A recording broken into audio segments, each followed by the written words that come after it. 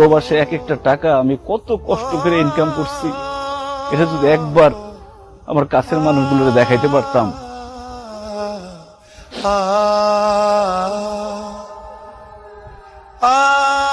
তুমি আসলে ঠিকই বলছিলা পারুল, আমার এত কষ্টের টাকা দেশে এসে এইভাবে নষ্ট করা উচিত।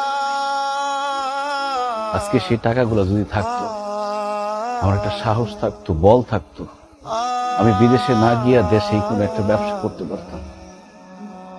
কিন্তু এখন তো আমার কিছুই নেই, আমার সব শেষ। এখন তো বিদেশ যাওয়া ছাড়া আমার আর কোনো উপায় নাই। পারো, তুমি আমার একটু শক্ত করে জড়ায় ধরবা।